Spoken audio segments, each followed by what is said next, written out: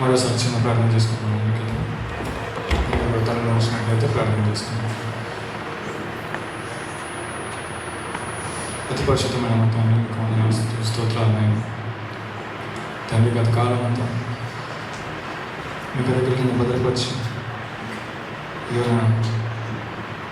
మరొక సంవత్సరాన్ని మీరు మాకు జీవితాలలో నుంచి ఒక దినాన్ని అందులో పెట్టుతాను. మరో దినాన్ని రుచి చూసేకుండా ఇచ్చిన కృపను బట్టి మీకు ఆస్తులు స్తోత్రాలు చెల్లిస్తున్నాను తండ్రి. ఎందులో మనం ఈ యొక్క దినాన్ని చూడక నశించిపోతుంది. కేవలం మీకు కృప కనుకరం మా గురించి ఈ యొక్క వాత్సల్యాన్ని బట్టి తండ్రి సత్య కుటుంబంలో ఉంచుతాను. మమ్మల్ని మేము సరి చేసుకునేందుకు ఇచ్చిన మరొక అవకాశాన్ని బట్టి మా ఆస్తులు చెల్లిస్తున్నాను. అని గత వారం అంతతో మీరు మాతో ఉండి మాట్లాడి మమ్మల్ని బలపరుచుతాను. ఇంతవరకు మమ్మల్ని సురక్షితంగా తీసుకొచ్చింది. మరోసారి మేము మాటలను ధ్యానించి తండ్రి వాటి అందరూ మాటలను ఆలోచించి వాటి అందరూ విధేయతను చూపించేవారు.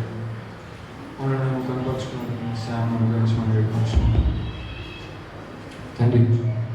అదేవిధంగా కూడి వచ్చిన ప్రతి ఒక్కరిని మేము జ్ఞాపకం చేసుకున్నాం.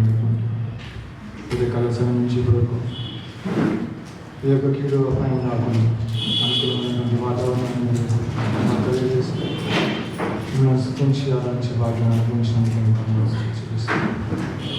ఇది పాటలతో మేము పరిచయం కానీ పాటల ద్వారా మమ్మల్ని ఆదరించినందుకు మీకు ఆనందిస్తూ చెల్లిస్తున్నాం. తన మీ యొక్క మాటలు మేము చదువుతున్నాం. ఈ యొక్క మాటలు మేము ధ్యానిస్తున్నాం తండ్రి. మా దేవుడు కూడా మీకు వాక్యాన్ని పడుతుంది పెడిచి పెట్టుకుని తండ్రి సంపూర్ణమైన హృదయంతో దాన్ని ఆలోచించడం విని గ్రహించే మనసును మీరు మాకు కలిగి పరిశుద్ధాత్మ సాయాన్ని మీరు మాతో ఉంచి వింటున్న ప్రతి ఒక్క మాటను మేము అర్థం చేసుకొని దాని ప్రకారం నడుచుకోవాలని కృపను చూపించమని వేడుకోవచ్చు. ఈ కొద్ది మాటలు మా ప్రియ ప్రభువుని రక్షకుని యేసుక్రీస్తు పెట్టాలి వేడుకుంటున్నాం తండ్రి.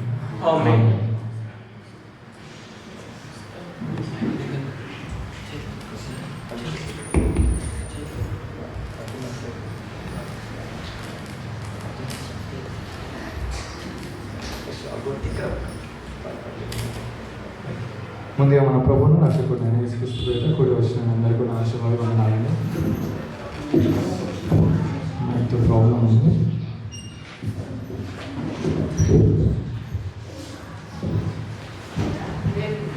ఓకేనా? ఓకే. ముందుగా కూడి వచ్చిన ప్రతి ఒక్కరు కూడా నూతన సంవత్సర శుభాకాంక్షలు.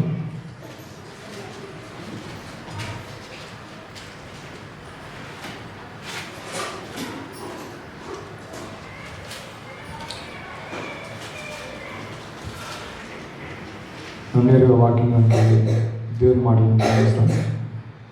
యెషయా గ్రంథం 20వ అధ్యాయం.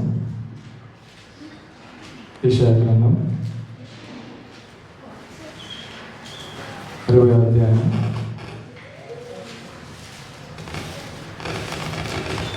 22వ వచనంలో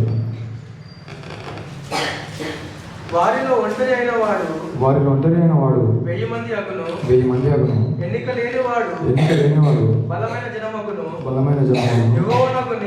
యెహోవానగు నేను తగిన కాలమున ఈ కార్యమును త్వరపెట్టుదును. చాలు. చివరిగా మళ్ళీ ఒకసారి చదువుతున్నాం. చివరి మాట. యెహోవానగు నేను తగిన కాలమున ఈ కార్యమును త్వరపెట్టుదును.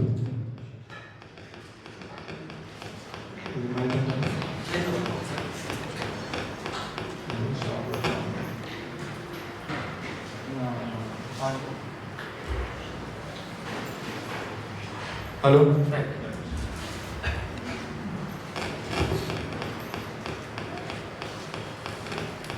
హలో మీదైనా ఆఫీస్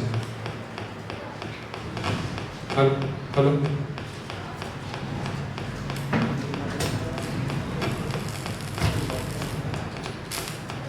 హలో సార్ ఆఫ్లో ఉంది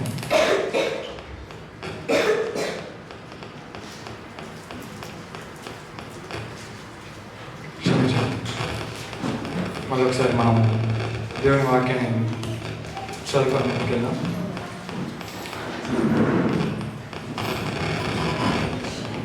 యెషయా గ్రంథం 60వ అధ్యాయం 22వ వచనం చివరి లైన్ చదవండి.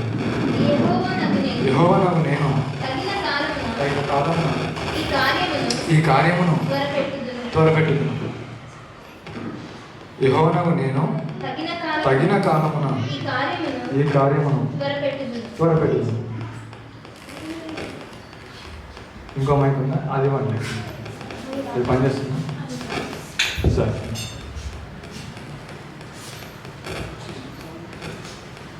ఒకసారి ఆఫ్ చేసి ఆన్ చేసేది.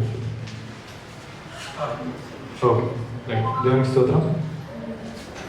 ప్రేమైన దేవుని వాళ్ళారా, ఈరోజు మనం నూతన సంవత్సరాన్ని జరుపుకుంటున్నాం. 2025 అయిపోయి 26 మొదటి దినాన మనం ఉన్నాం.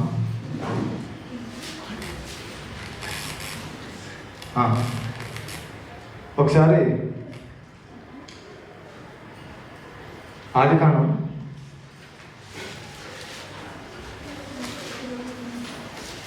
1వ అధ్యాయం 31వ వచనం చూసుకుందాం. దేవుడు తాను చేసినది యావత్తును చూసినప్పుడు అది చాలా మంచిదిగా ఉండేది. ఉదయం కలుగగా 6వ దినం ఆయన. చాలు 31 మళ్ళీ చదువుతాను. చూడండి. దేవుడు తాను చేసినది యావత్తును చూసినప్పుడు అది చాలా మంచిదిగా ఉండేది. దేవుడు సృష్టిని మొత్తం చేసినప్పుడు ఏ విధంగా ఉందని దేవుడు సెలవిస్తా ఉన్నాడు?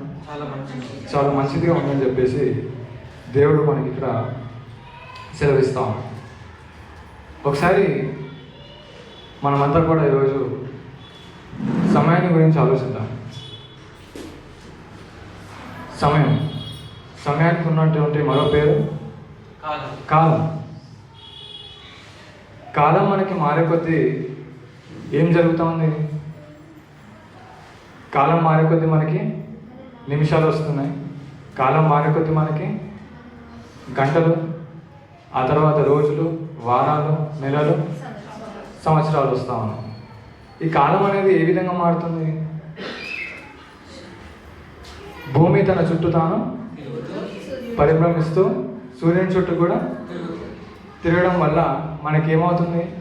కాలం అనేది ఏర్పడుతుంది. అయితే చాలామంది ఒక ప్రశ్నతో చాలా పోరాడుతూ ఉంటారు. ఏ విధంగా అంటే, మనకి దేవుడు ఎందుకు ఇంత కాలాన్ని ఇచ్చాడు, లేకపోతే అసలు కాలం అనేది ఎందుకోసం ఉందని చెప్పేసి. అవునా? మనలో కాలం ఎందుకు ఉందని ఎవరికైనా తెలుసా? కాలం ఎందుకుంది మనకి?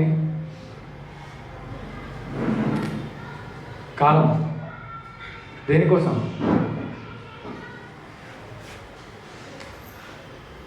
ఈజీ క్వశ్చన్, చెప్పండి. ఓకే, మన కోసం. దేనికోసం? మన కోసం. Right, correct. అంతే, ఈజీ ఆన్సర్ అది. మనము ప్రతి పని కూడా ఎప్పుడు పడితే అప్పుడు చేయడానికి వీల్లేదు. ఎందుకు? చూడండి.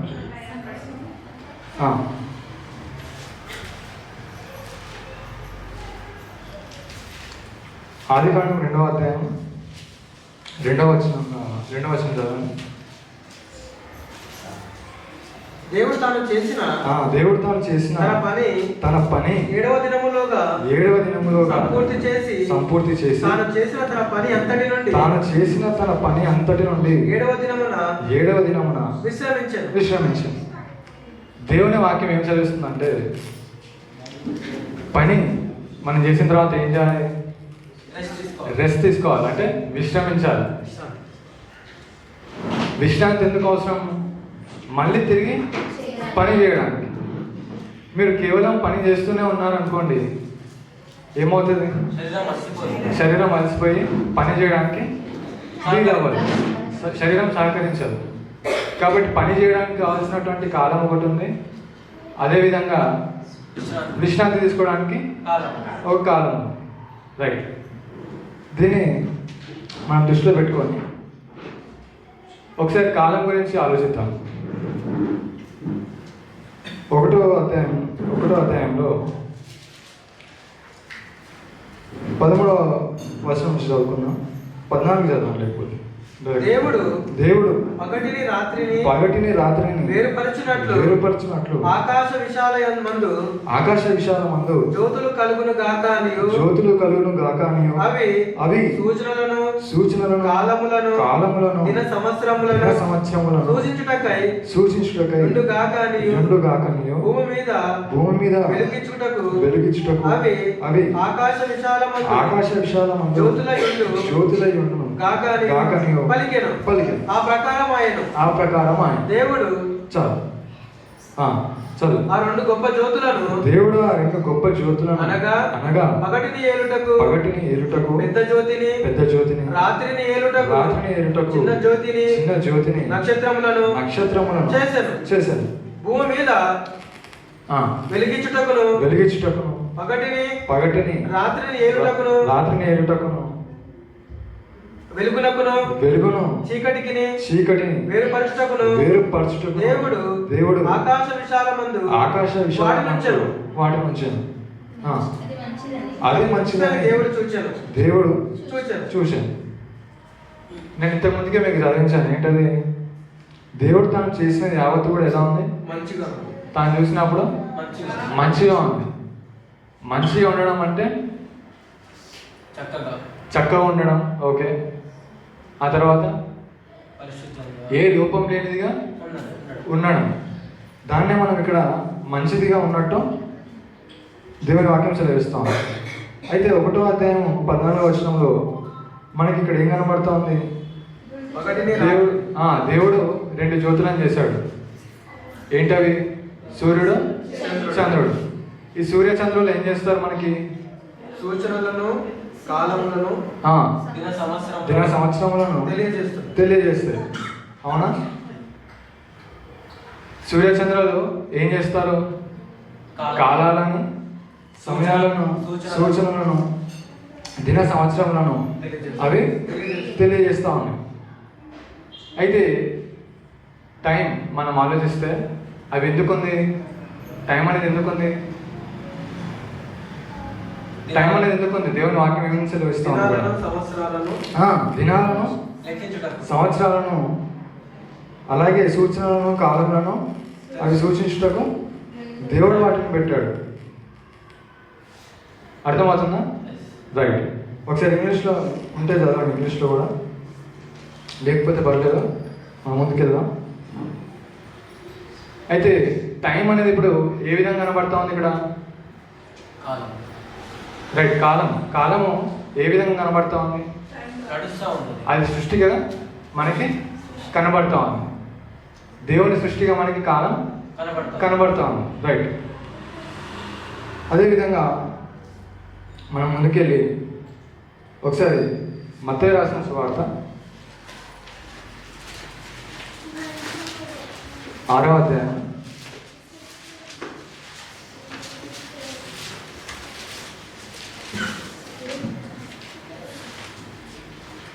22 నిమిషాలు. దేహమునకు దీపము కన్నే కనుక నీ కన్ను తేటగా ఉండిన ఎడల నీ దేహమంతయు వెలుగుమయమై ఉండును. నీ కన్ను చెడినదైతే నీ దేహమంతయు చీకటిమయమై ఉండును. నీళ్ళలున్న వెలుగు చీకటి ఒక నిమిషం, ఎంత అది? 6:22. 6:22 చదువుతున్నారా?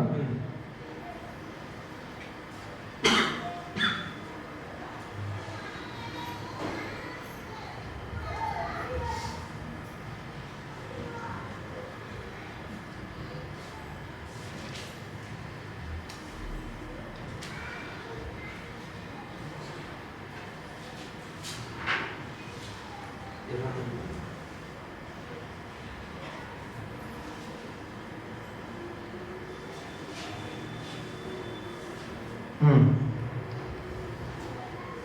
6:10 చదవండి ఒకసారి. పల్లకి కాబట్టి ప్రార్థన. మీరు ఇలాగ ప్రార్థన చేయండి. ఆ. పరలోకమందున మా తండ్రి, ఆ. నీ నామం పరిశుద్ధపరచబడును గాక, నీ రాజ్యము వచ్చును గాక, రైట్. నీ చిత్తము పరలోకమందు నెరవేరినట్లు భూమి అందును నెరవేరును గాక. మా అనుదిన ఆహారం నేడు మాకు దయచేయము. మా రుణస్తులను మేము క్షమించిన ఉన్న ప్రకారము మా రుణములను క్షమించుము.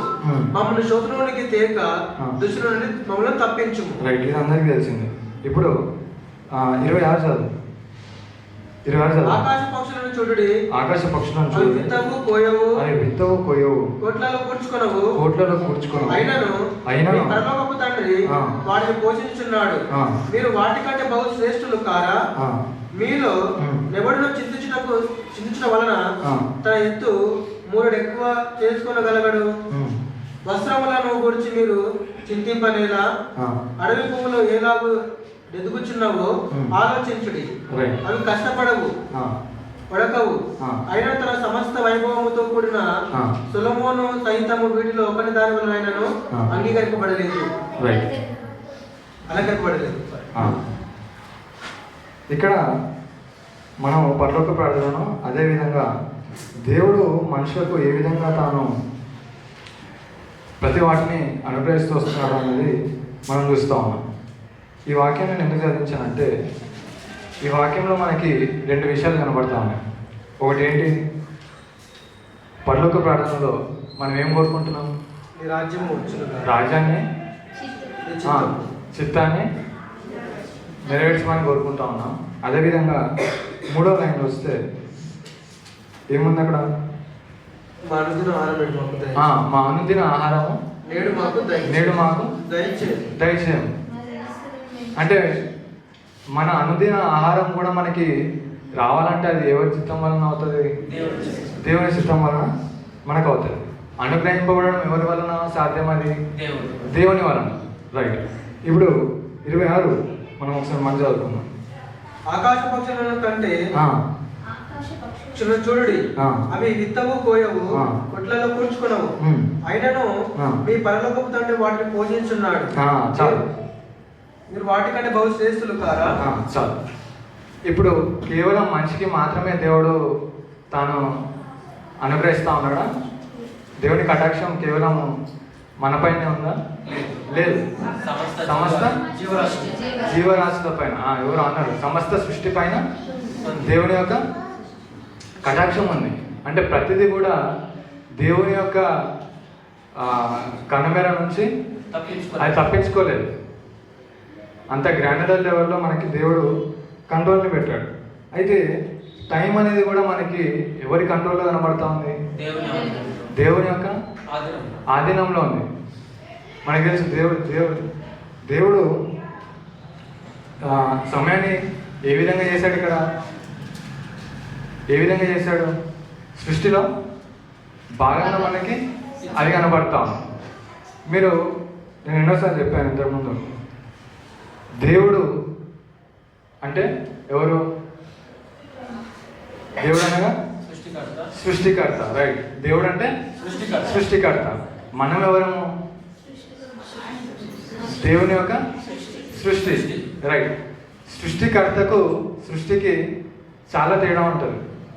సృష్టికర్తకు సృష్టికి చాలా తేడా ఉంటుంది. సో సృష్టికర్తను మనం ఎక్కడ కూడా పోల్చి చెప్పడానికి వీల్లేదు.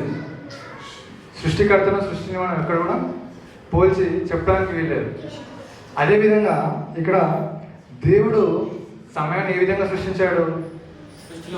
సృష్టిలో భాగంగా సృష్టించాడు. దాన్ని దేవుడు సమయాన్ని ఏ విధంగా సృష్టించాడు? సృష్టిలో భాగంగా చేశాడు.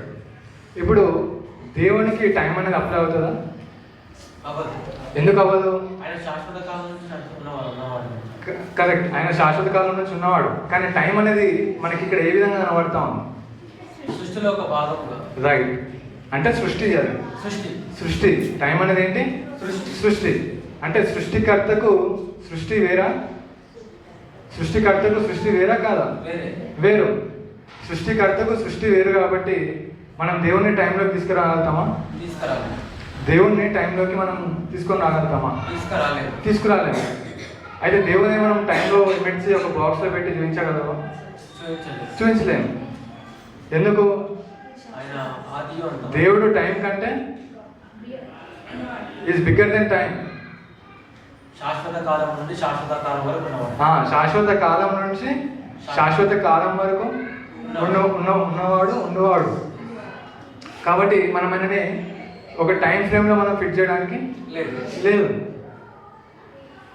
సో ఇప్పుడు టైం అనేది ఏంటి? సృష్టి. అర్థమవుతుందా? టైం అనేది సృష్టి. సో టైంని మనము దేవునితో లేకపోతే దేవునికి ఆపాదించే విధంగా మనం ఎప్పుడు కూడా దాన్ని చేయకూడదు. అర్థమైంది? ఇక్కడి వరకు విషయం ఏంటంటే సమయము ఎవరి వలన మనకి సృష్టింపబడింది? దేవుని వలన. అంటే సృష్టికర్త వలన.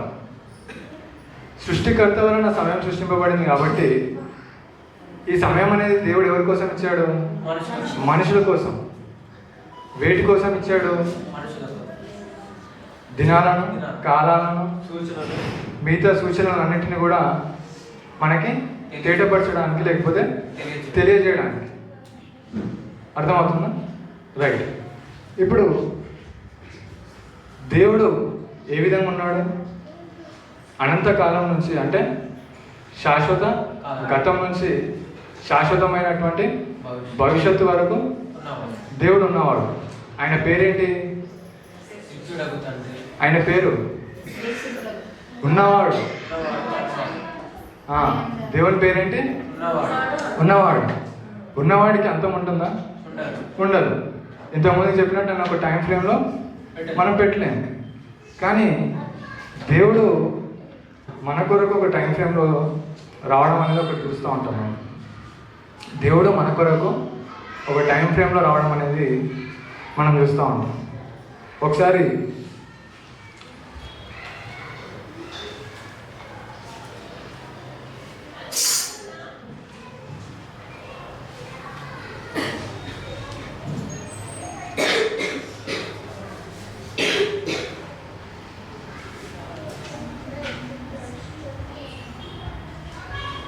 చదువుకొని మనం ఇంకెళ్దాం. మనం ఒకసారి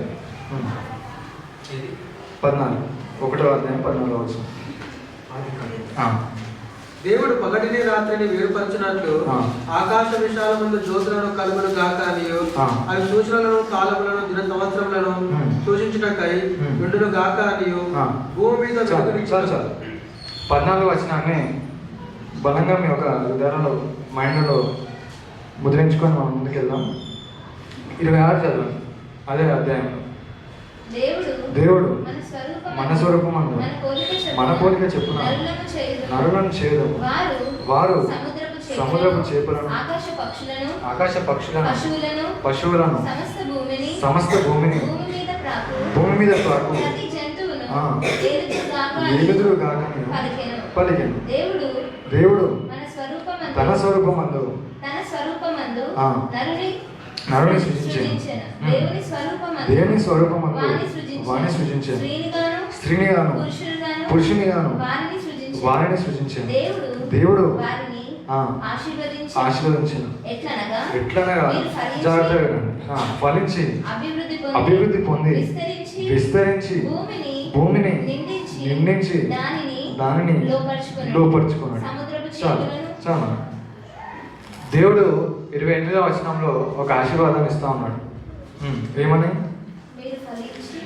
ఎట్లనగా మీరు ఫలించి అభివృద్ధి పొంది విస్తరించి భూమిని నిండించి దానిని లోపరుచుకున్నాడు. ఇప్పుడు ఇక్కడ ఉన్నటువంటి కార్యాలన్నీ కూడా ఏ విధంగా ఉన్నాయి?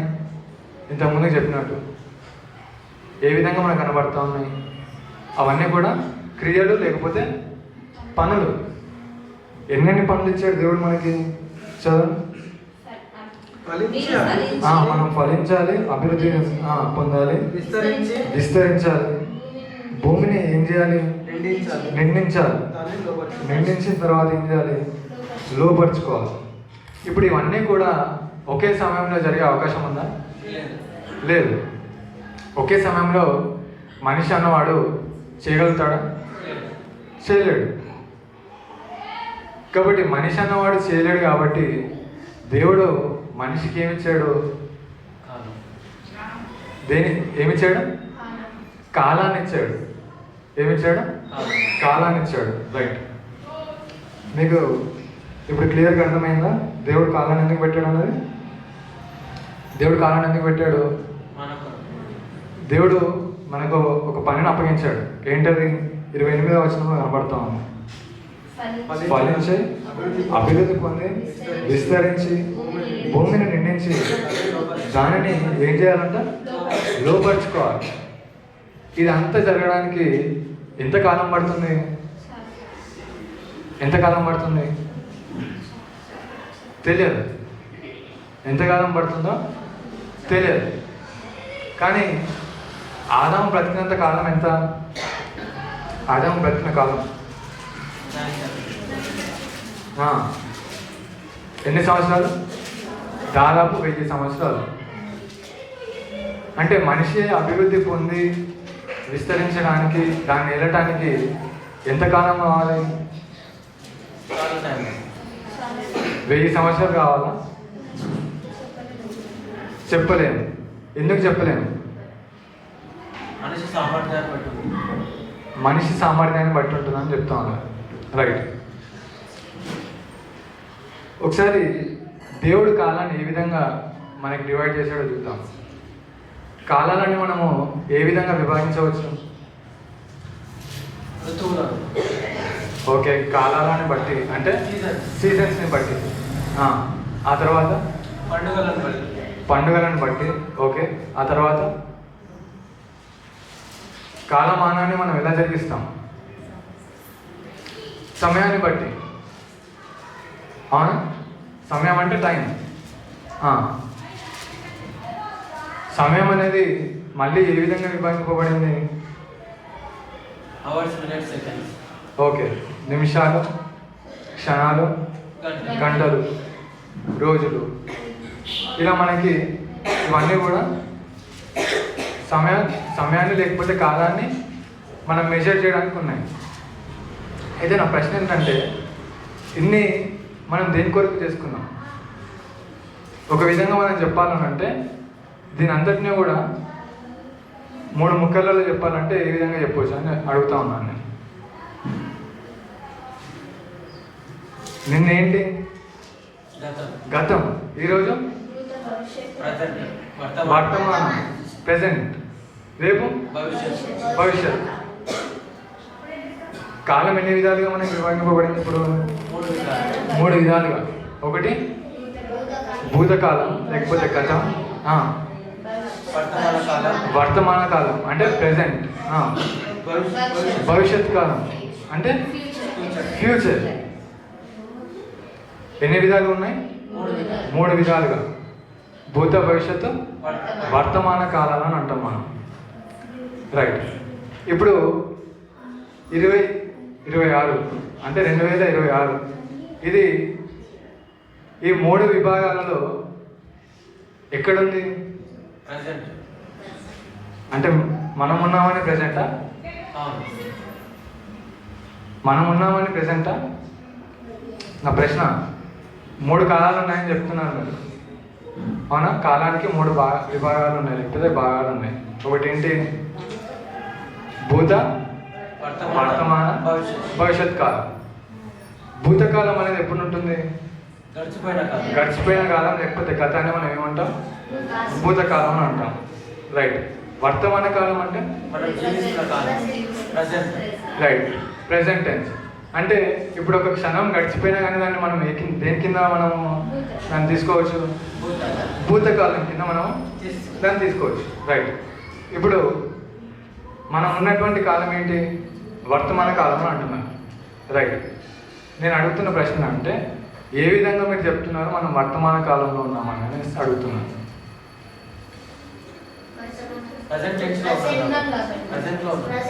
ఓకే, మనకి ఫ్యూచర్ ఏంటో తెలియదు, మనం ఇంకా భవిష్యత్తులో అడుగు పెట్టలేదు కాబట్టి మనం ఉన్నటువంటి కాలం ఏంటి?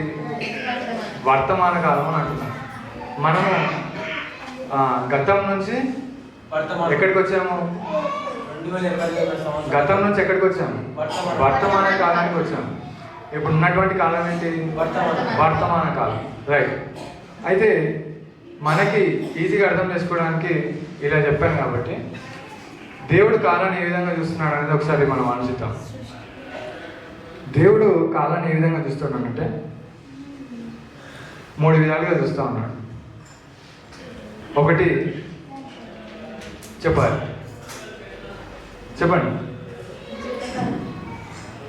ఫస్ట్ భూతకాలం. కరెక్ట్.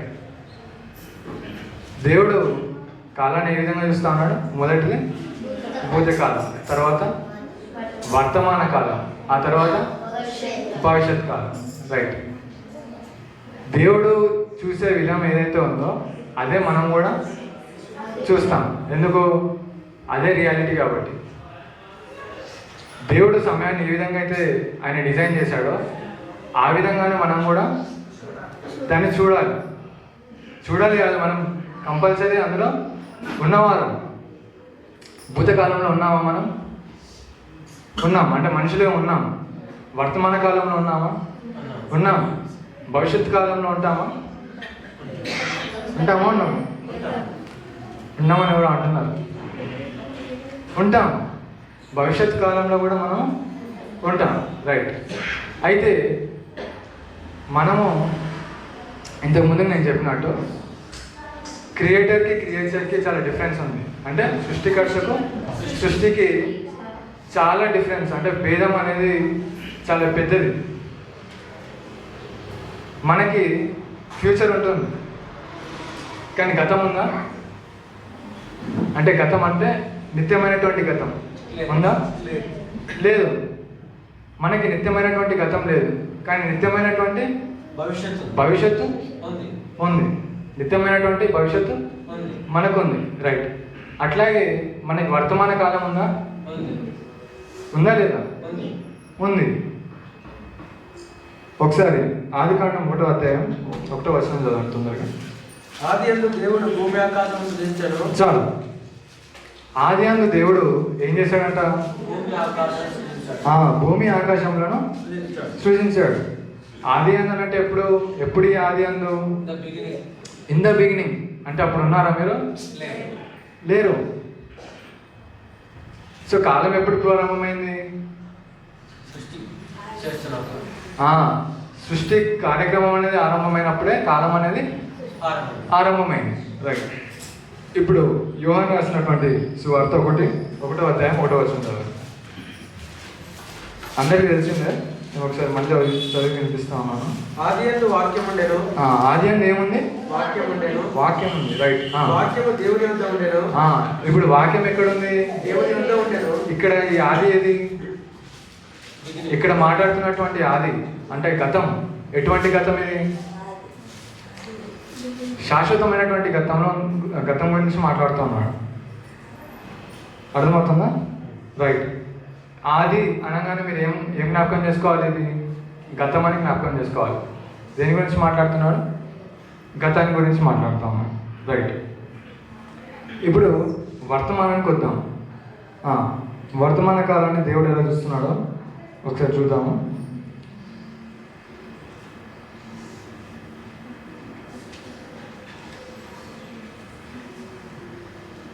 ఇక్కడ 3వ వచనం చదవండి. 2వ అధ్యాయం ఆదికాండము 2వ అధ్యాయం 3వ వచనం. కాబట్టి దేవుడు ఆ 7వ దినమును ఆశీర్వదించి పరిశుద్ధపరిచెను. ఏలయనగా దానిలో దేవుడు తాను చేసినట్టు తన పని అంతటి నుండి విశ్రమించాను. అయిపోయింది. ఇక్కడి వరకు ఒక టైం అయిపోయింది. దీన్ని ఏ టైం అని అంటాము? పాస్ట్, కరెక్ట్, భూతకాలం. అయితే మీకు తెలుసో తెలియదో, మనకి భూమి మీద ఒక కాలం ఉంటుంది. ఓకే, ఆ భూమి మీద ఒక కాలం ఉంటుంది, టైం. అదేవిధంగా మీరు భూమిని దాటి పైనకి వెళ్ళారనుకోండి, అక్కడ ఏముంటుంది? అక్కడ ఇంకో టైం ఉంటుంది. అక్కడ సమయం వేరు. నక్షత్రాలు, సూర్యచంద్రులు ఉన్నటువంటి కాలం, అది నడిచే కాలం వేరు. మన పక్కన ఉన్నటువంటి మరో ప్లానెట్, దాన్ని తీసుకుంటే దానికి ఉన్నటువంటి కాలం వేరు. సో కాలం అనేది మనకి ఒక్కో చోట ఒక్కోలా ఉంది. రైట్. ఇప్పుడు ఇక్కడ ఉన్నటువంటి కాలం అంటే దేవుడు తాను చేసినటువంటి పనులంతటి చూసి సంతోషించి ఆయన విశ్రమించినప్పుడు అయిపోయినటువంటి కాలం ఏంటి? అది విశ్వకాలం. ఏం కాలం? విశ్వకాలం. విశ్వకాలం అంటే విశ్వం మొత్తం కూడా సృష్టించబడినటువంటి కాలం. ఇప్పుడు భూలోకంలో ఉన్నటువంటి కాలాన్ని మనం ఏమంటాము? వాస్తవంగా వాడుకలో మనం ఏమని పిలుస్తాం? సమయం అని అంటాం, అవునా? సో ఈ సమయం ఏంది? దేని వలన కలుగుతుంది మనకి సమయము? సూర్యుడు చంద్రుడి వల్ల మనకి కలుగుతుంది. ఈ టైం వేరు. సో మనకి భూమి పైన ఉన్నాం కాబట్టి ఏ టైం వర్తిస్తుంది? భూమి తన చుట్టూ తాను తిరుగుకుంటూ సూర్యుని చుట్టూ తిరిగేటువంటి టైంని మనం ఏం చేస్తున్నాము? కొలుస్తూ ఉన్నాం. అర్థమవుతుందా? రైట్. ఇప్పుడు దేవుడు మనకు ఏ కాలాన్ని పెట్టాడు? ఏ కాలాన్ని పెట్టాడు?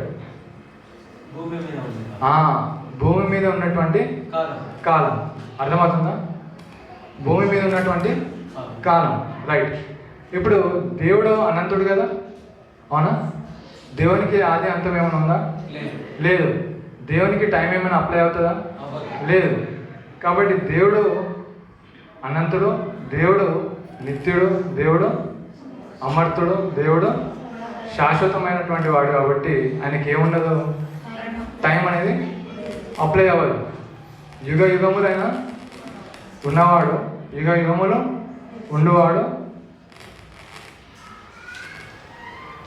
కాబట్టి దేవుడు మనకి ఏ విధంగా కనబడతా ఉన్నాడు ఇక్కడ?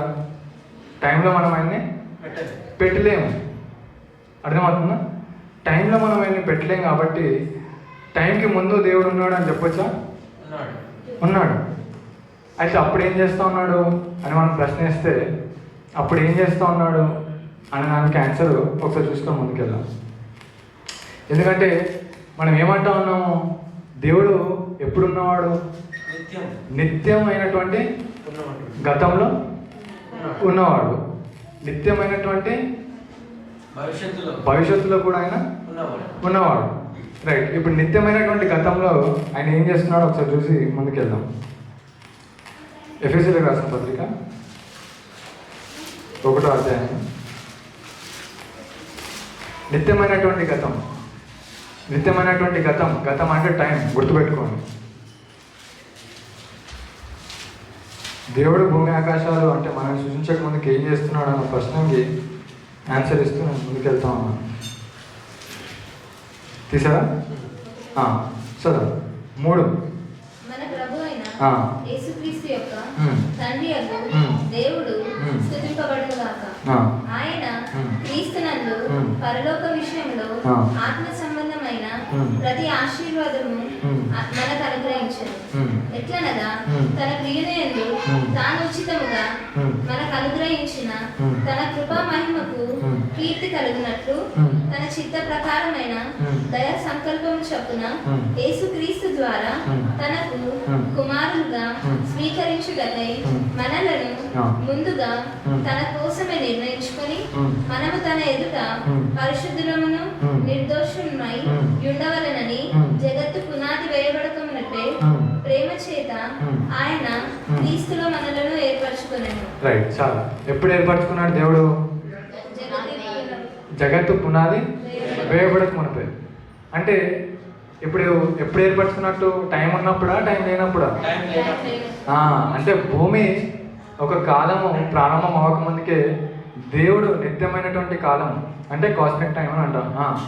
అందులో విశ్వకాలంలో దేవుడు ఏం చేశాడు? ఏర్పరచుకున్నాడు. ఆయన ఏం చేశాడు? మనల్ని ఏర్పరచుకున్నాడు.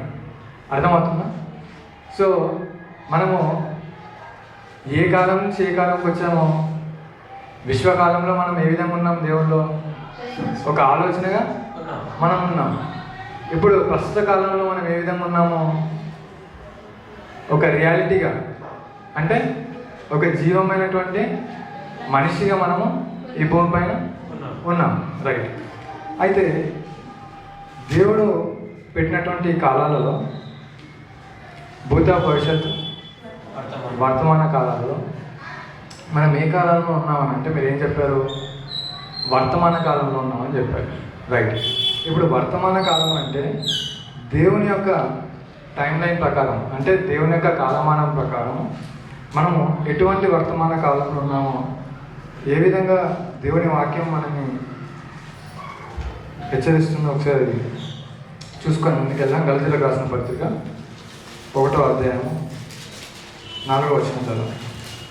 మన తండ్రి అయిన దేవుని చిత్త ప్రకారము క్రీస్తులను ప్రస్తుతపు దుష్ట కాలంలో నుండి విమోచించవలెనని మన పాపముల నిమిత్తము తన్ను తాను అప్పగించుకొనెను. చాలు. ఎటువంటి కాలంలో ఉన్నామంటే మనం? ప్రస్తుత దుష్టకాలం. ప్రస్తుత అంటే ప్రెసెంట్. ప్రెసెంట్ ఏ కాలం ఇది? దుష్టకాలం. అంటే ప్రెసెంట్ ఈవిల్ ఏజ్. ఏ ఏజ్లో ఉన్నాం మనము? దుష్ట యుగంలో ఉన్నాం.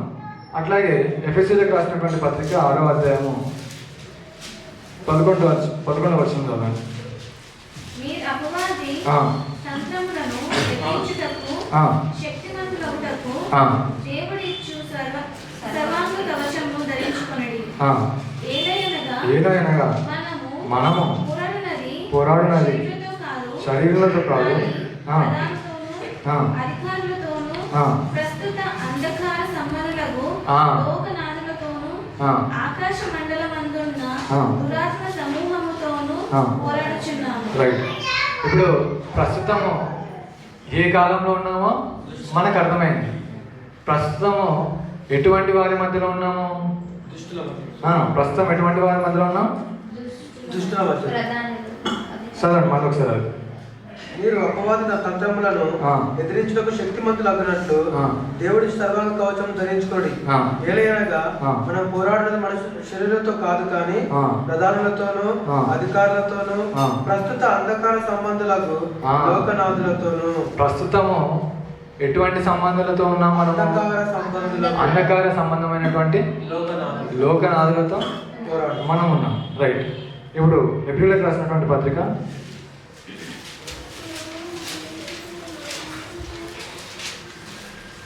11వ అధ్యాయం 12వ అధ్యాయం క్షమించండి. ఎబ్రిలకు రాసినటువంటి పత్రిక 12వ అధ్యాయము 11వ వచనం.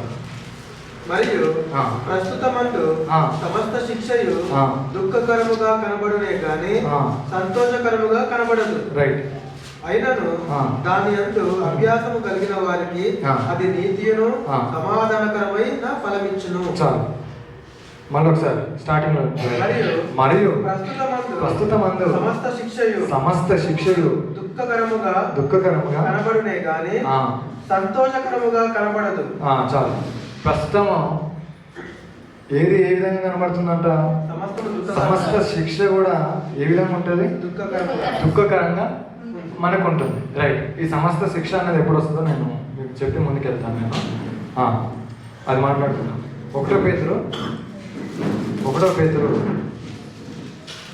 1వ అధ్యాయం 6వ వచనం. ఇందువలన మీరు మిగిలి ఆనందించున్నారు కానీ అవసరములను బట్టి నానా విధములైన శోధనల చేత ప్రస్తుతమున్న కొంచెము కాలము మీకు దుఃఖము కలుగుచున్నది. ఇది జాగ్రత్తగా మళ్ళీ నశించిపోవు. 6 మళ్ళీ చదవండి. ఇందువలన మీరు మిక్కిలి ఆనందించుచున్నారు కానీ అవసరమును బట్టి నానా విధములైన శోధనల చేత ప్రస్తుతమున కొంచెము కాలము మీకు దుఃఖము కలుగుచున్నది. మీకు ఏం కలుగుతుందంట? దుఃఖం కలుగుతుంది. ఎందుకు? ఏ కాలంలో ఉన్నాం మనము? దుష్టకాలం. రైట్. ఇప్పుడు ఒకసారి 5వ వచనం చదవండి. కడవరి కాలమందు బయలుపరచబడుటకు సిద్ధముగానున్న రక్షణ మీకు కలుగునట్లు విశ్వాసము ద్వారా దేవుని శక్తి చేత కాపాడబడు మీ కొరకు ఆ స్వాస్థ్యము పరలోకమందు భద్రపరచబడి ఉన్నది. చాలు. ఇంతకుముందు మనం ఏం చదువుకున్నాము? ప్రస్తుత కాలం అని చదువుకున్నాము. అవునా? ప్రస్తుత కాలం ఎటువంటి కాలము? దుష్టకాలం. ప్రస్తుత కాలం ఎటువంటి కాలం? దుష్టకాలం. సారీ. అయితే దుష్టకాలంలో మనం ఎవరి మధ్యలో ఉన్నాము? అంధకార సంబంధమైనటువంటి మనుషుల మధ్యలో మనం ఉన్నాం. అర్థమవుతుందా? సో ఇక్కడ ఇటువంటి ప్రజల మధ్యలో మనం ఉన్నందుకు మనకి ఏం కలుగుతుంది? శోధనలు, బాధలు, హింసలు ఇవన్నీ కూడా మనకేమవుతాయి? కలుగుతాయి. రైట్. అవి కలగడం ద్వారా మనకి ఏమొస్తుందని చెప్తా ఉన్నాడు ఇక్కడ? దుఃఖం కలుగుచున్నది.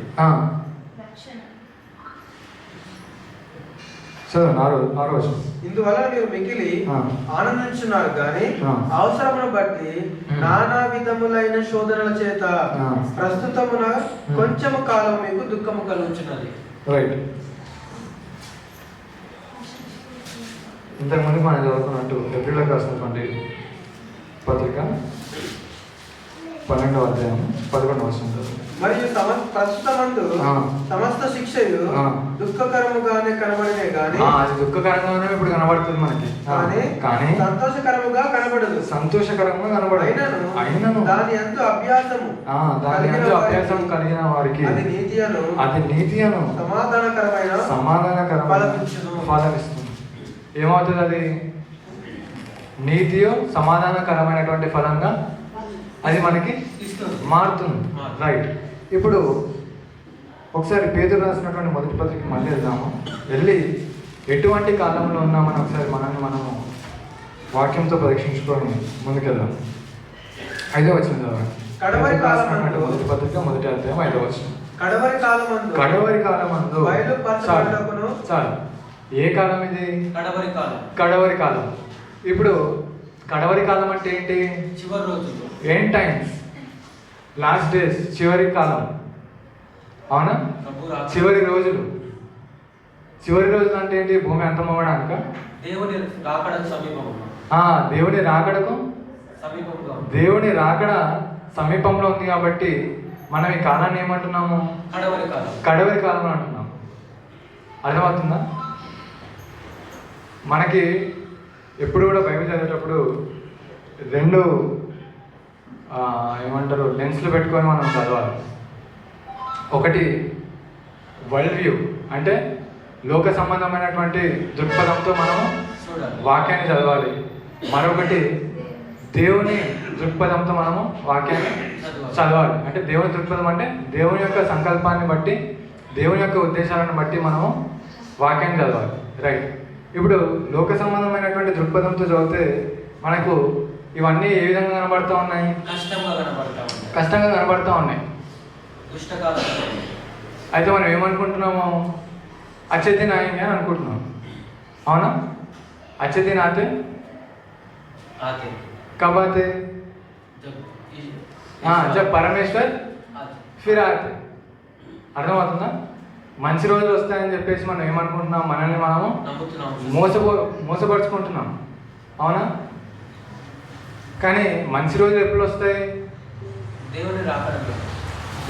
దేవుని రాకడ మనకు వచ్చినప్పుడు వస్తుంది. రైట్.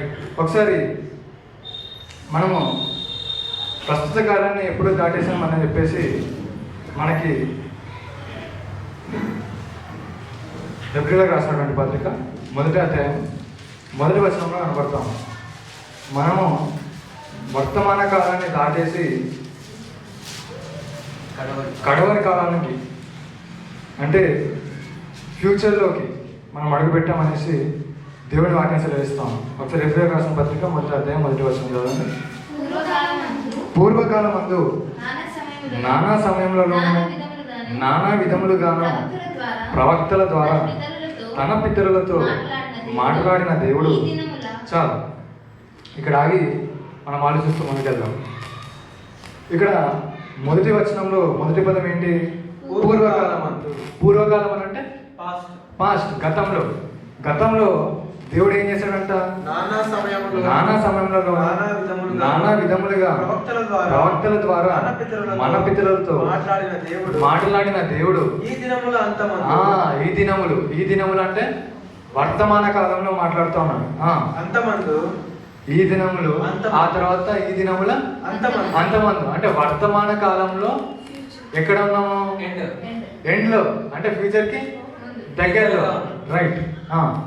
అంతమందు కుమారుని ద్వారా మనతో మాట్లాడాడు. ఆయన ఆ కుమారుని సమస్తమునకు వారసునిగా నియమించాను. చాలు. ఇప్పుడు మనం ఎక్కడున్నాము? వర్తమాన కాలంలో ఉన్నాం.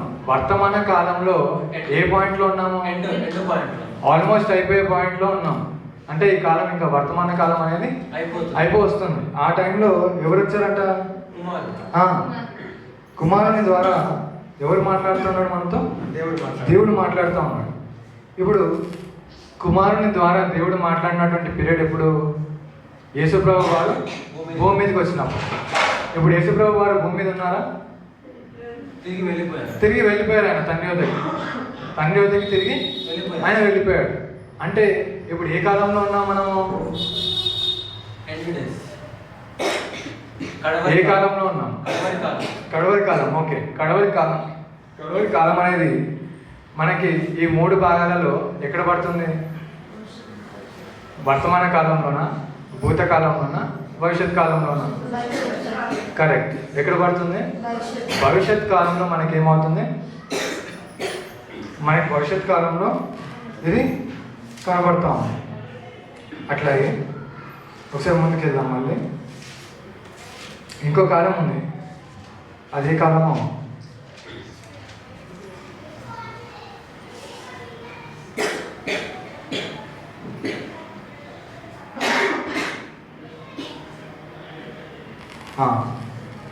ప్రకటన గ్రంథం 7వ అధ్యాయం.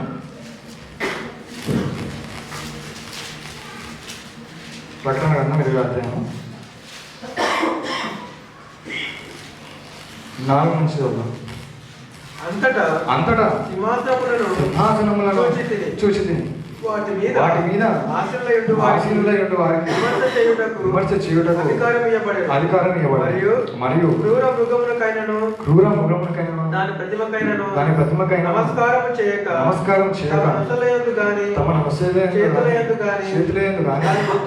దాని ముద్ర వేయించుకొని వారిని యేసు విషయమై తామిచ్చిన సాక్ష్యము నిమిత్తము దేవుని వాక్యము నిమిత్తము శిరఛేదనము చేయబడిన ఆత్మలను చూచితిని. వారు బ్రతికిన వారే 1000 సంవత్సరములు క్రీస్తుతో కూడా రాజ్యము చేసేది.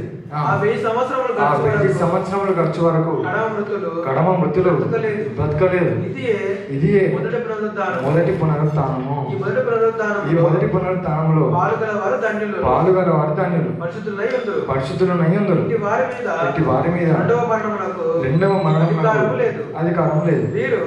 వీరు దేవునికి క్రీస్తుకును యాజకులై క్రీస్తుతో కూడా 1000 సంవత్సరములు రాజ్యము చేయదు. రైట్. ఇదే కాలం భవిష్యత్ కాలం. ఇప్పుడు భవిష్యత్ కాలంలోనే 2 విషయాలు జరుగుతున్నట్టు మనకు కనబడతా ఉంది. ఏంటి? ఒకటి మనము సాధారణ వాడి అనుచరుల ద్వారా ఏం చేయబడుతున్నాం? హింసింపబడుతున్నాం, శోధింపబడుతూ ఉన్నాం. ఈ శోధనను మనం అధిగమించిన తర్వాత మనము యేసుక్రీస్తు 2వ రాకడలో ఏం చేయబోతున్నాము? ఆయనతో పాటు ఇక్కడ ఏం రాస్తుంది? 1000 సంవత్సరములు క్రీస్తుతో కూడా రాజ్యాన్ని మనం పరిపాలిస్తాం. అవునా? రైట్. ఇది ఎప్పుడు జరుగుతుంది? ఫ్యూచర్, భవిష్యత్ కాలంలో. కానీ ఎప్పుడు జరుగుతుంది ఈ ఈ ఈవెంట్ అనేది? ఎప్పుడు జరుగుతుంది మనకి? యేసుప్రభు వారు మళ్ళీ తిరిగి భూమి మీదకి వచ్చినప్పుడు. అర్థమవుతుందా? భూమి మీదకి వచ్చినప్పుడు. రైట్. ఇప్పుడు ఫ్యూచర్లో రెండు ఉంటాయి. ఒకటి నియర్ ఫ్యూచర్ అని అంటాం. నియర్ ఫ్యూచర్ అంటే కొన్ని సమీప భవిష్యత్తు. కొన్ని రోజుల్లో, లేకపోతే కొన్ని వారాల్లో, కొన్ని నెలల్లో, కొన్ని సంవత్సరాల్లో జరిగేదాన్ని మనం ఏమంటాం?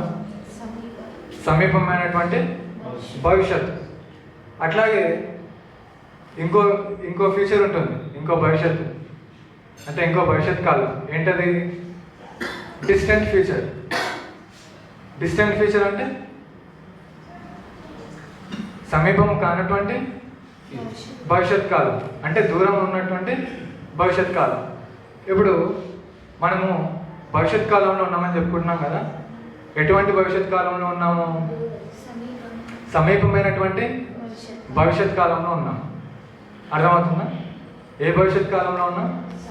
సమీపమైనటువంటి భవిష్యత్ కాలంలో ఉన్నాం. రైట్. ఇప్పుడు దేని కొరకు మనం ఎదురు చూస్తూ ఉన్నాము? కరెక్ట్. దేనికోసం ఎదురు చూస్తూ ఉన్నాం? ఒకసారి ఇదే 4వ వచనంలో 5వ వచనానికి ముందు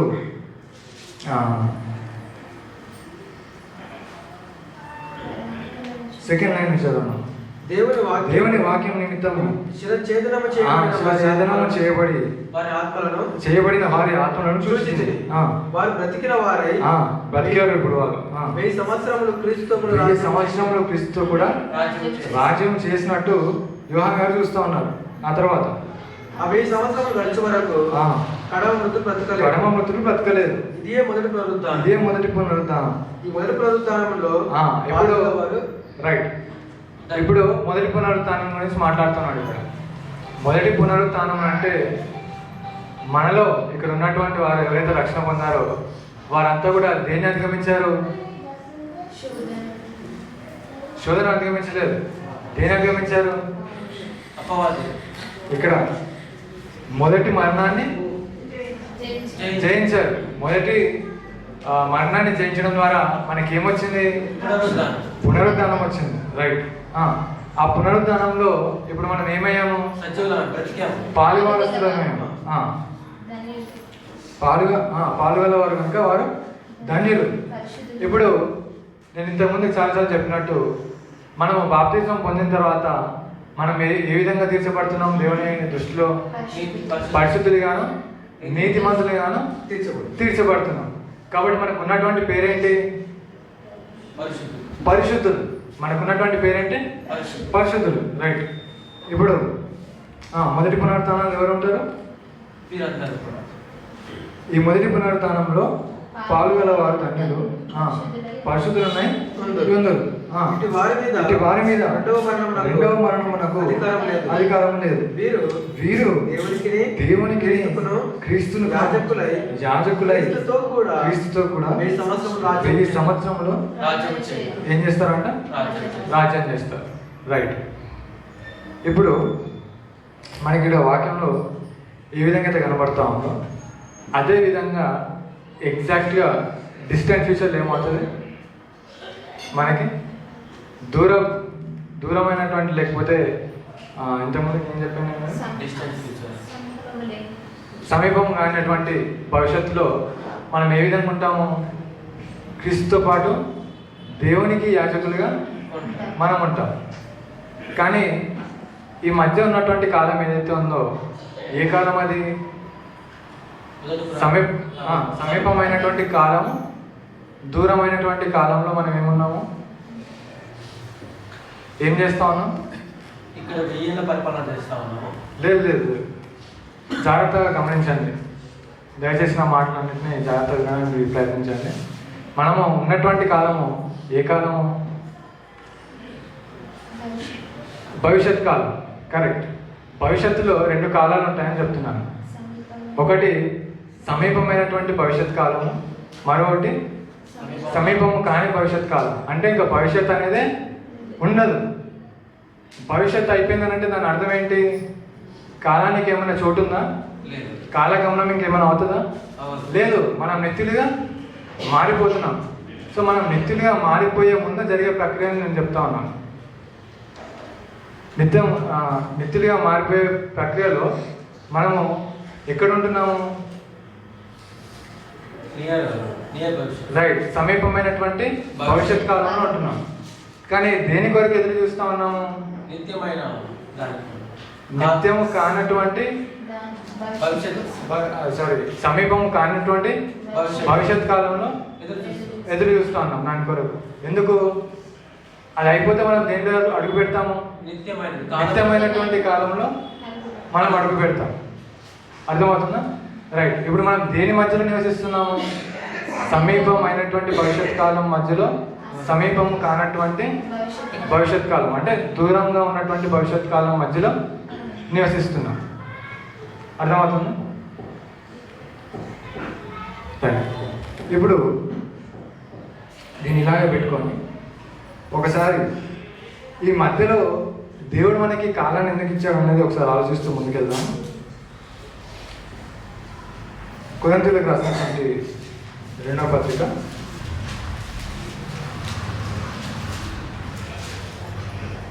3వ అధ్యాయము 18వ వచనం. మనమందరమును ముసుగు లేని ముఖముతో ప్రభు యొక్క మహిమను అద్దము వలె ప్రతిఫలింపజేయుచు మహిమ నుండి అధిక మహిమను పొందుచు ప్రభువుకు ఆత్మ చేత ఆ పోలికగానే మార్చబడుచున్నాం. చాలు. ఇక్కడ ఈ కాలంలో మనకి ఏం చేయాలని ఉంది? ఏం చేయాలి? మహిమ నుండి అధిక మహిమను మనం ఏం చేయాలి? పొందుకోవాలి. మహిమ నుంచి అధిక మహిమ, from glory to glory. Right. అట్లాగే పేతురు రాసినటువంటి మొదటి పత్రిక 1వ అధ్యాయం 13వ వచనం.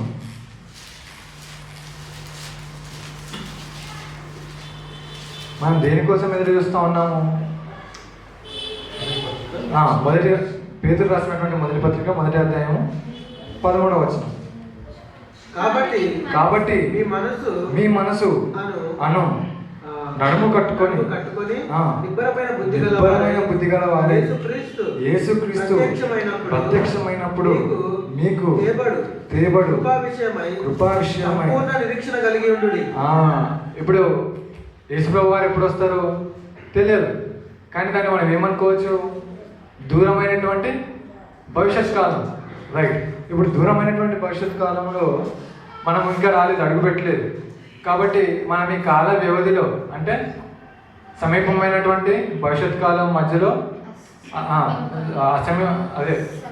అసమీపం కాదు, సమీపం కానటువంటి భవిష్యత్ కాలం మధ్యలో ఈ వ్యవధిలో ఏం చేయమంటున్నాడు? సంపూర్ణ నిరీక్షణ కలిగి ఉండండి. సంపూర్ణ నిరీక్షణ కలిగి ఉండండి. కానీ ఏ విధంగా మనం ఏమని చదువుకున్నాం ఇంతకు ముందుకు? మనకేం కలుగుతాయి? ఏం కలుగుతాయి? 6వ వచనం కదా. ఇందువలన మీరు మిక్కిలి ఆనందించున్నారు. కానీ అవసరమును బట్టి నానా విధములైన శోధన చేత ప్రస్తుతమున్న కొంచెం కాలము మీకు దుఃఖము కలుగుతున్నది. ఈ దుఃఖం కలుగుతుంది కాబట్టి మీరు ఏం చేయాలి? దాన్ని అధిగమించాలంటే మనం ఏం చేయాలి? 13. కాబట్టి మీ మనసు నడుము కట్టుకొని నిబ్బరమైన బుద్ధి గలవారై యేసుక్రీస్తు ప్రత్యక్షమైనప్పుడు మీకు తేబడు కృపా విషయమై సంపూర్ణ నిరీక్షణ కలిగి ఉండు. ఏ విధంగా ఉండాలంటే మనము సంపూర్ణ నిరీక్షణ గలవారమై ఉండాలి. అంటే యేసుప్రభు వస్తున్నాడు అంటున్నా, ఇంకా వస్తలేదు అని చెప్పేసి మనం అనుకున్నాం అనుకోండి, అది సంపూర్ణమైనటువంటి నిరీక్షణ కలిగి ఉండడమా? కాదు. సో దాని కొరకు అటువంటి మనసు మనకు కలగకుండా ఉండడానికి పైన ఏం చెప్తున్నాడు? మన మనసుని ఏం చేసుకోవాలని అంటున్నాడు ఇక్కడ? నడుము కట్టుకొని నిబ్బరమైనటువంటి బుద్ధి గల వారమై ఉండాలి. అప్పుడే మనకేమవుతుంది? యేసుక్రీస్తు ప్రత్యక్షత అనేది వస్తుంది. అది వచ్చినప్పుడు చదువు యేసుక్రీస్తు ప్రత్యక్షమైనప్పుడు మీకు తేబడు కృప విషయమై. ఇప్పుడు కృప అనేది మొత్తం అయిపోయిందా? అవ్వలేదు. కృప అనేది ఇంకా కంప్లీట్గా అవ్వలేదు. కృప అనేది ఇంకేమవుతుంది? సంపూర్ణం అవ్వలేదు. ఇంకా కృప అనేది దేవుడు బయలుపరుస్తానే ఉన్నాడు. రైట్. ఇప్పుడు కృప అనేది ఎప్పుడు కంప్లీట్ స్టేషనరీగా అవుతుంది మనకి? ఆయన రాకడు. చదవండి. కృపా విషయమై సంపూర్ణ నిరీక్షణ కలిగి యేసుక్రీస్తు ప్రత్యక్షమైనప్పుడు మీకు తేబడు కృపా విషయమై సంపూర్ణ నిరీక్షణ కలిగి ఉన్నాడు. సో ఈ మధ్యలో మనకేముంది?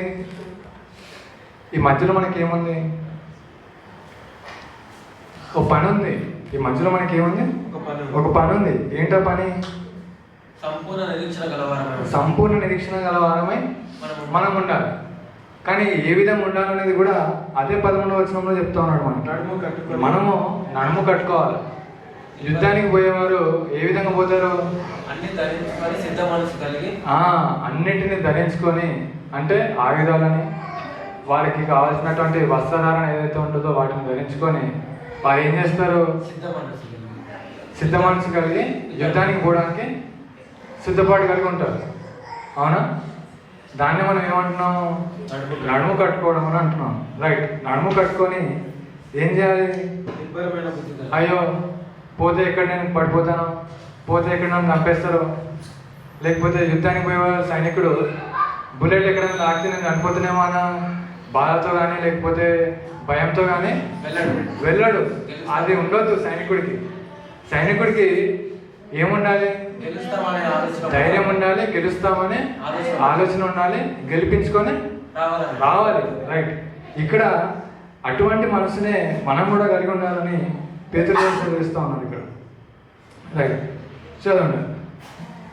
నిబ్బరమైనటువంటి బుద్ధి.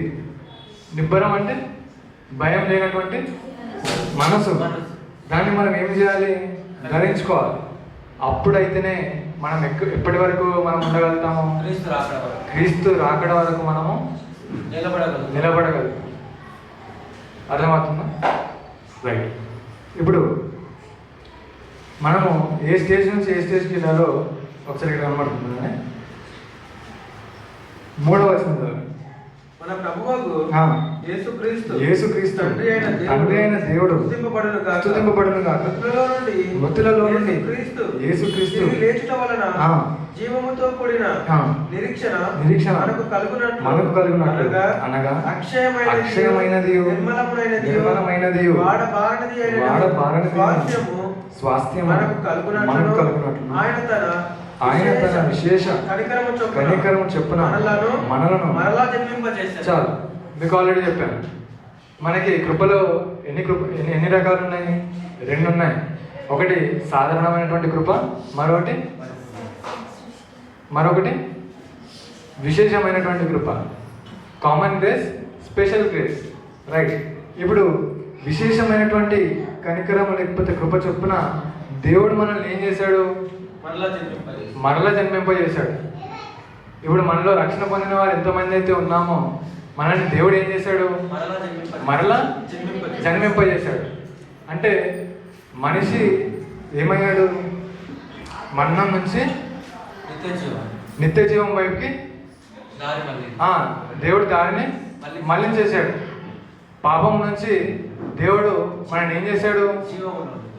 తన వైపుకి మళ్ళించుకున్నాడు. రైట్. చదవండి. అయితే ఇక్కడి వరకు మీరు హ్యాపీగానే ఉండొచ్చు. ఏమని?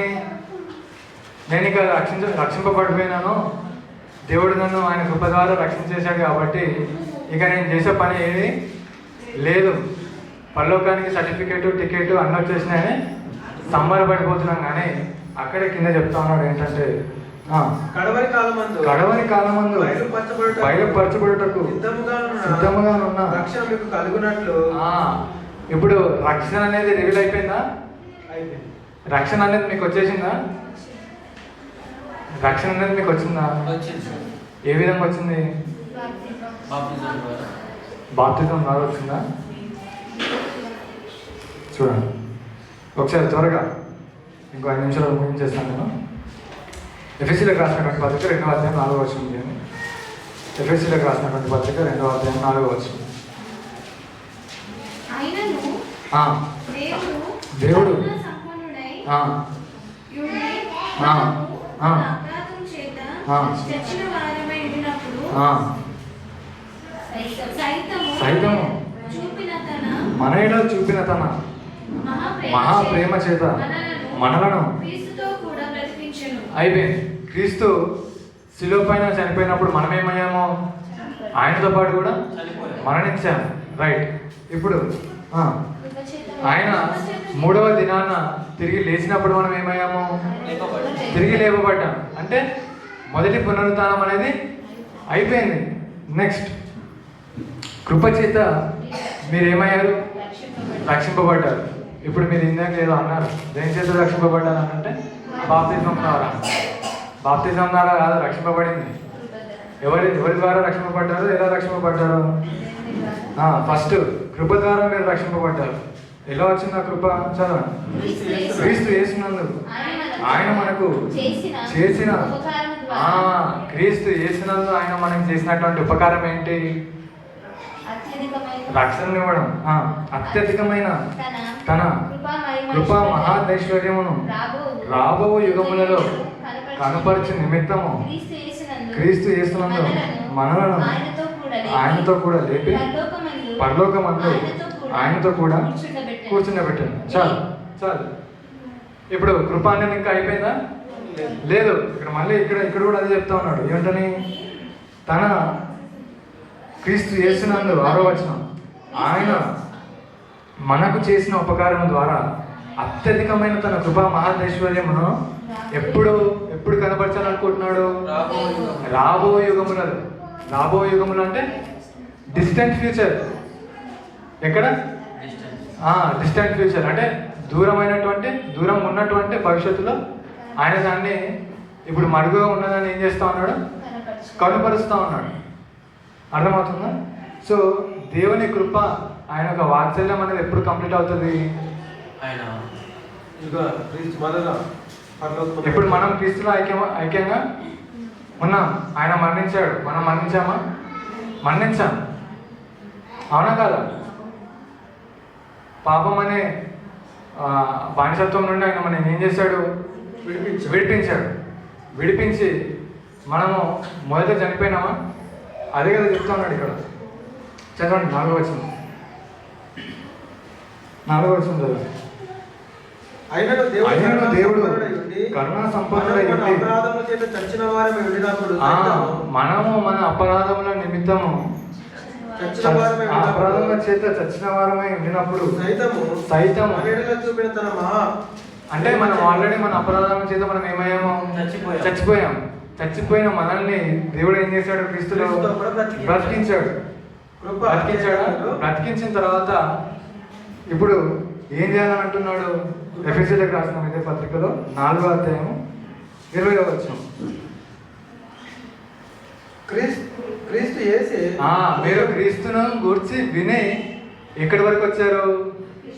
సిలువ వరకు వచ్చారు. అంటే బాప్తిజం తీసుకునేంత వరకు వచ్చారు. ఇప్పుడు ఏం చేయాలి? అయితే మీరు యేసుని గురించి విని క్రీస్తు యేసు కాదు 4వ అధ్యాయం 20వ వచనం.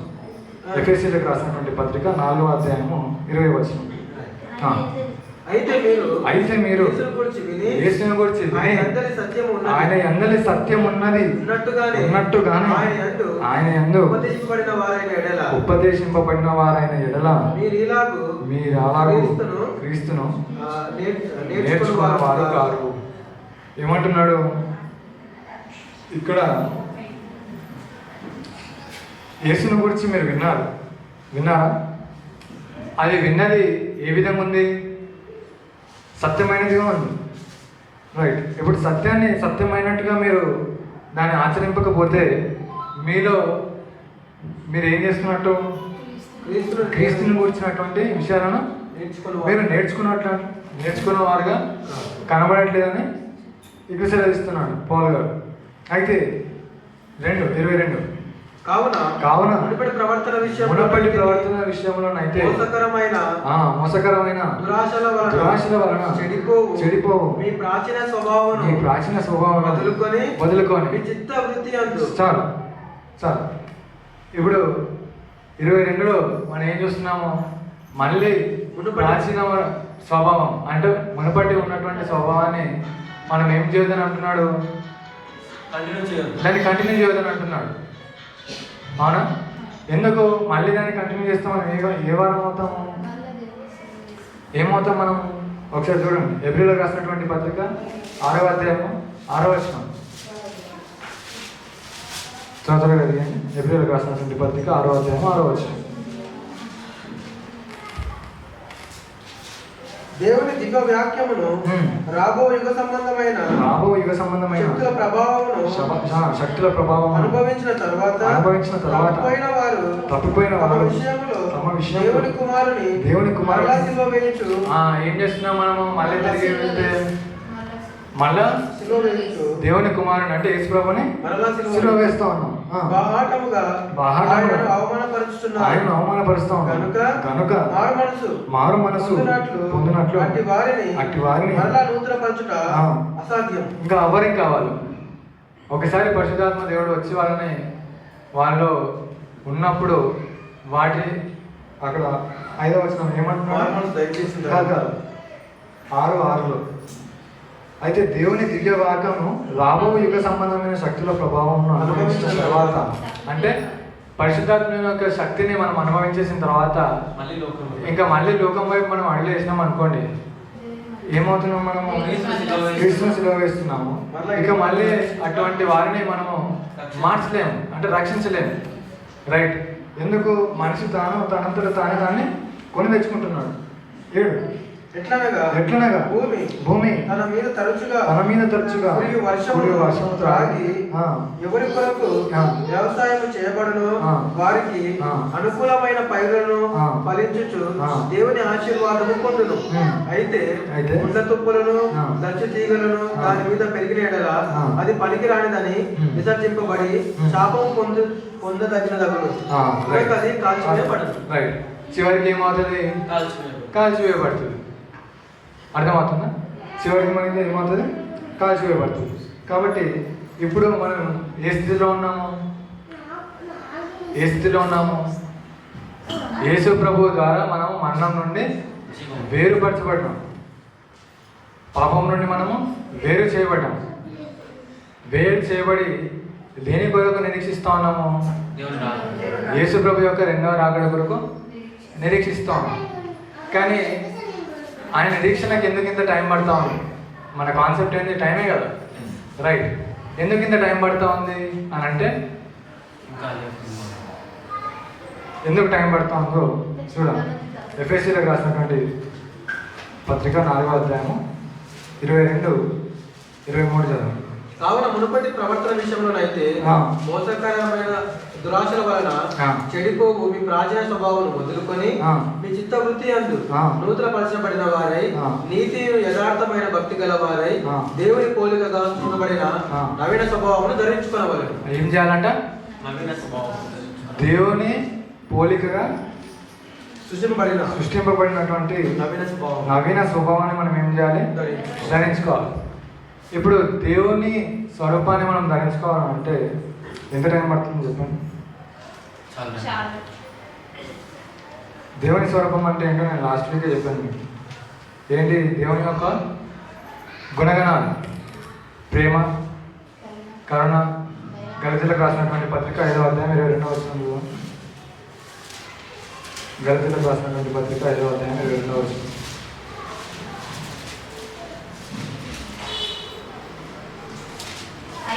అయితే పైన మిగతా అన్ని కూడా శరీరేచన గురించి మాట్లాడుతూ కింద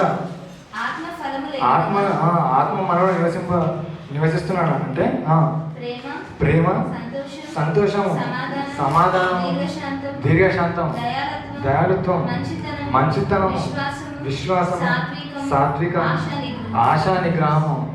ఇవన్నీ కూడా ఏమవ్వాలి? మనలో ఫలించాలి. ఎలా ఫలించాలా?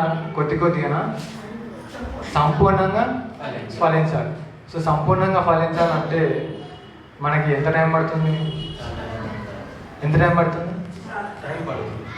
టైం పడుతుంది అంటే ఎంత టైం పడుతుందో ఎవరు చెప్పలేరు. ఎందుకు? దేవుడు ఏం చేశాడు? ప్రతి మనిషికి ప్రతి మనిషికి తాను కాలాన్ని నియమించాడు. అర్థమవుతుందా?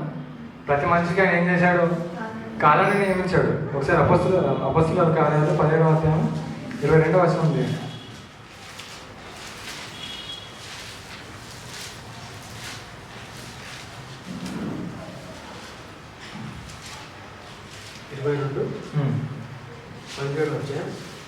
ఒక నిమిషం.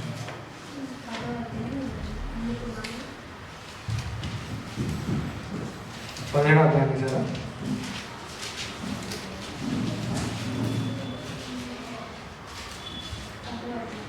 17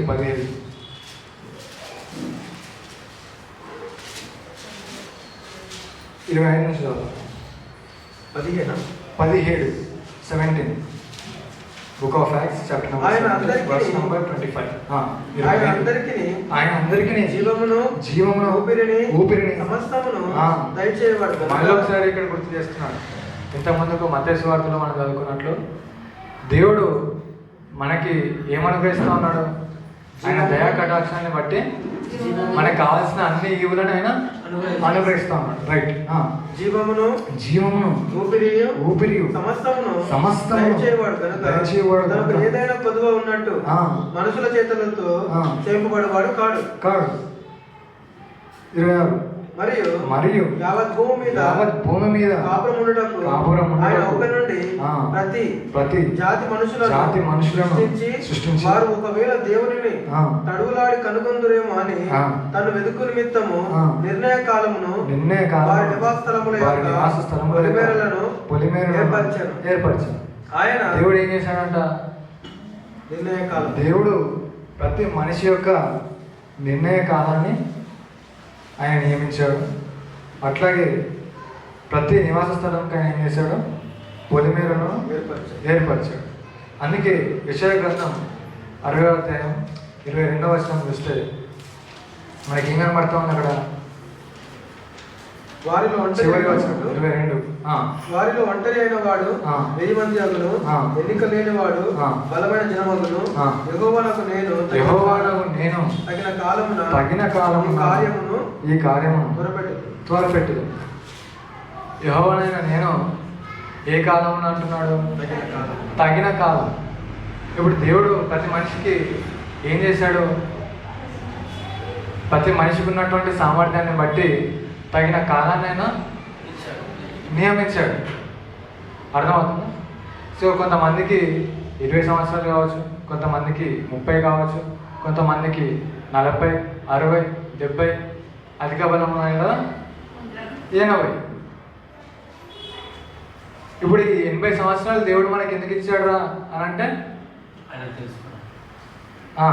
ఆయన తెలుసుకోవడానికి. రైట్. ఏప్రిల్కి రాసినటువంటి పత్రిక 12 చివరి వచనం, చివరి చదువుకుంటున్నటువంటి వచనం ఇది. ఇంకా ఆపేస్తాను నేను. ఒకటి వచనం చదువుకున్నాను. ఇంత గొప్ప సాక్షి సమూహము మేఘము వలె మనలో ఆవరించి ఉన్నందున మనము కూడా ప్రతి భారమును సులువుగా చిక్కులు పెట్టి పాపమును విడిచిపెట్టి విశ్వాసములకు కర్తయు దానిని కొనసాగించువాడైన యేసు వైపు చూచుచు మన ఎదుట ఉంచబడిన పందెములో ఓపికతో పరిగెత్తుదుము. ఇప్పుడు ఎక్కడున్నాం మనము? పరుగు పందెంలో ఉన్నాం. ఏ పరుగు పందెము? మీకు 30, నాకు 20, ఆయనకు 60, మిగతా వారికి 70, కొంతమందికి 10. 10 అంటే కష్టం అనుకోండి. ఇప్పుడు ఈ రేస్లో ఎవరిది ఎప్పుడు తొందరగా అయిపోతుందో తెలియదు. అవునా కాదా? ఇంతలో కనబడి అంతలో మనమే ఆవిరి వంటి వాళ్ళం మనం. కాబట్టి మన చావు మనకి ఎప్పుడు వస్తుందో మనకి తెలియదు. కాబట్టి ఇక్కడ ఏమంటున్నాడు పౌలు గారు? మన ఎదుట ఉంచబడిన పందెములో ఓపికతో పరిగెత్తుదు. ఏం చేయాలి? ఓపిక కలిగి ప్రయాణం. పరిగెత్తాలి. ఇప్పుడు అందరూ ఒకటే స్పీడ్లో పరిగెత్తారా? లేదు. తమ తమ శక్తి కొలది వాళ్ళు ఏం చేస్తారు? పరిగెడుతూ ఉంటారు. అందరూ ఒకటే స్పీడ్తో పరిగెడితే ఇక హుసేన్ బోల్ట్ కూడా ఉంటాడు. అవునా కాదు? అవునా? రైట్. ఇప్పుడు దేవుడు ఒక్కొక్కరికి కాలాన్ని ఎందుకు ఇచ్చాడు? ఎందుకు ఇచ్చాడు కాలాన్ని? కరెక్ట్, ఆయన్ని తెలుసుకోవడానికి. తెలుసుకున్న తర్వాత మనం ఏం చేయాలి? మనము సమాసం కలిగి అనేకులకు సత్యాన్ని ప్రకటిస్తూ ఉంటారు. చూడండి.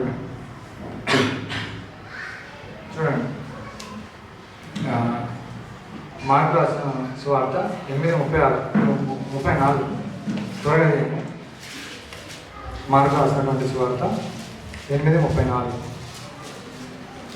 అంతటా ఆయన తన శిష్యులను జన సమూహములను తన యొద్దకు పిలిచి నన్ను వెంబడింపగోరువాడు తన్ను తాను ఉపేక్షించుకొని. చాలు. ఇప్పుడు ఏం చేయాలి? తను తాను ఉపేక్షించుకొని తన సిలువను ఎత్తుకొని నన్ను వెంబడింపవలెను. తన ప్రాణము రక్షించుకున్నవాడు దాన్ని పోగొట్టుకును. నా నిమిత్తము సువార్త నిమిత్తమును నా ప్రాణమును పోగొట్టుకున్నవాడు దాన్ని రక్షించుకును. రైట్. అయితే ఒక దగ్గర ఉన్నాం ఇప్పుడు మనం. ఎక్కడ?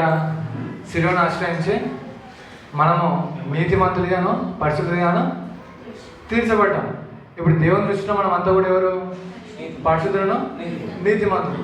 మనలో నివసిస్తుంది ఎవరు ఇప్పుడు? ఎవరు? క్రీస్తు. క్రీస్తుతో పాటు మనల్ని పరిశుద్ధపరచడానికి ఉన్నటువంటి వ్యక్తి ఎవరు? పరిశుద్ధాత్మ దేవుడు. ఇప్పుడు పరిశుద్ధాత్మ దేవుడిని మనము ఆయనను బాధ పెడితే అది దేవుడు క్షమించేటువంటి పాపమా, లేకపోతే క్షమించలేనటువంటి పాపం? క్షమించరాని పాపం. క్షమించరాని పాపానికి మనకి ఎక్కడ గతి మనది? ఇంకా విముక్తి ఉండదు. సో గమనం ఎక్కడ మనకి? ఇంకా నరకం. మన ప్రయాణం ఎటువైపు? మళ్ళీ నరకాన్ని వైపు. అదే ఇంతకుముందు చదువుకున్నాం.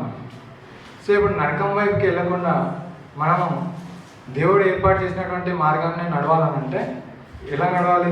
తను తగ్గించుకొని 34 ఉపేక్షించుకొని తన సిలువను ఎత్తుకొని నన్ను వెంబడింపగోరువాడు తను తాను ఉపేక్షించుకొని తన సిలువ ఎత్తుకొని నన్ను వెంబడింపవాలి. తన సిలువ అంటే యేసుప్రభు సిలువను ఎత్తుకున్నప్పుడు ఆయనకి ఏవైతే ఇబ్బందులు, ఆటంకాలు, నిందలు, అవమానాలు ఎదురయ్యాయో అటువంటి శోధనలే మన జీవితాల్లో కూడా వస్తాయి. పెట్టుకోవడం కాదు, వస్తాయి. అది మనకేమవుతుంది? మనకి సిలువ అవుతుంది. సో మన సిలువను ఎత్తుకొని మనం ఎవరిని వెంబడించాలా? క్రీస్తుని వెంబడించాలి. క్రీస్తు సిలువను ఎత్తుకొని మనం క్రీస్తుని వెంబడించడం కాదు, మన సిలువను ఎత్తుకొని మనము క్రీస్తుని వెంబడించాలి. రైట్. ఇది ఇలా ఉంటే ఇప్పుడు ఎక్కడ క్రీస్తు ఎక్కడ మనల్ని పరిశుద్ధంగా మార్చాడు? సిలువ దగ్గర. అవునా? సిలువ దగ్గరికి వచ్చి మనం అయిపోతామా? అయిపోదు. సిలువను పట్టుకొని మనం ఏం చేయాలి? ప్రయాణం చేయాలి. సిలువను పట్టుకొని ప్రయాణం చేయాలి. రైట్. ఇప్పుడు సిలువను పట్టుకొని ప్రయాణం చేయాలంటే దాన్ని మనం ఏమంటున్నాము? పరుగు పందెంలో ఓపికతో గురి వద్దకి పరిగెత్తడం. అర్థమవుతుందా? గురి ఏంటి? క్రీస్తు యొక్క రెండవ రాకడ. క్రీస్తు యొక్క రెండవ రాకడ. సో క్రీస్తు యొక్క రెండవ రాకడ మనకి గురి. ఆ గురి వైపు మనము పరిగెత్తాలి. అట్లాగే మత్తయి రాసినటువంటి సువార్త 13:44. 13:44 మత్తయి రాసినటువంటి సువార్త 13:44. దాచబడిన ధనము పోలి ఉన్నది. ఒక మనుషుడు దాన్ని కనుగొని దాన్ని దాచిపెట్టి అది దొరికిన సంతోషముతో వెళ్ళి తనకు కలిగినదంతా అమ్మి ఆ పొలమును కొను. చాలు. పరలోక రాజ్యం దేని పోలి ఉన్నదంట? పొలములో దాచబడిన ధనమును పోలి ఉన్నది. పొలములో దాచబడినటువంటి ధనమును పోలి ఉన్నది.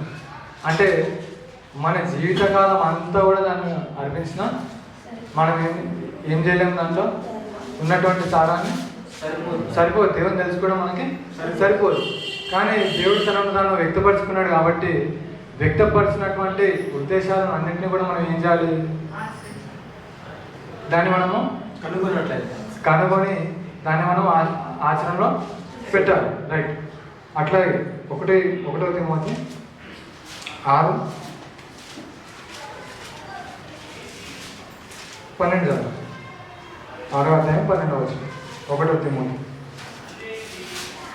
విశ్వాస సంబంధమైన మంచి పోరాడము నిత్య జీవమును చేపట్టు. రైట్. ఇలా మనము దేవుని జ్ఞానాన్ని వెతుక్కుంటూ దేవునిలో ఏమవ్వాలి? ముందుకు సాగాలి. 1 పేతురు లాస్ట్గా చివరికి 1 పేతురు 2 పేతురు 3వ అధ్యాయం 18వ వచనం. 3వ అధ్యాయం 18వ వచనం. మన ప్రభువును రక్షకుడునైన యేసుక్రీస్తు అనుగ్రహించు కృపయందును జ్ఞానమందును అభివృద్ధి పొందు ఆయనకు ఇప్పుడును యుగాంతరమును వరకు మహిమ కలుగును గాక. ఏం చేయాలి? ఆమె 18లో మనం ఏమని చదువుకుంటున్నాం ఇక్కడ? అభివృద్ధి. క్రీస్తు అనుగ్రహించిన కృపయందు మనం ఏమవ్వాలి? అభివృద్ధి చెందాలి. అవునా? అభివృద్ధి చెందుతూ ఇక్కడ దేంట్లో చెందాలంటున్నాడు? ఇక్కడ కృపయందును జ్ఞానమందును. కృప ఒకటి ఉంటే సరిపోయిందా? లేదు. క్రీస్తుని తెలుసుకున్నాము, ఆయన ఇంకా కూడా మనం తెలుసుకోవడానికి మనము ప్రయత్నించాలి. సో మనము కృపయందులే అలాగే జ్ఞానమందులు కూడా అభివృద్ధి పొందుతూ ఉండాలి. సో సమయం అనేది దేవుడు మనకి ఎందుకు ఇచ్చాడు? ఆయన తెలుసుకోవడానికి. ఆయన తెలుసుకున్న తర్వాత మనం ఏం చేయాలి? ఆయనను వెంబడించడం అంటే ప్రేమించడం. ఆయనను ప్రేమించాలి. ప్రేమించిన తర్వాత మళ్ళీ యేసుప్రభు ఈ భూమి పైకి వస్తాడు. యేసుప్రభు భూమి పైకి వచ్చినప్పుడు మళ్ళీ మనం ఎవరి పోలికగా మారుతాము? క్రీస్తు పోలికగా మనం మార్చబడతాం. అంటే దేవుణ్ణి తెలుసుకున్న మనము ఏం చేయాలి? దేవుని లోకానికి చూపించాలి. దేవుని లోకానికి చూపించాలి. ఈ మాటను గుర్తుపెట్టుకొని మీరు ఇంటికి వెళ్ళండి. ఇదే మాట పైన మనము మళ్ళీ తిరిగి వారం కలుసుకొని వీటిని ధ్యానిద్దాం. కళ్ళు మూసుకొని ప్రార్థన చేసుకున్నాం. మహానతుల కృపగల దేవుని దగ్గరండి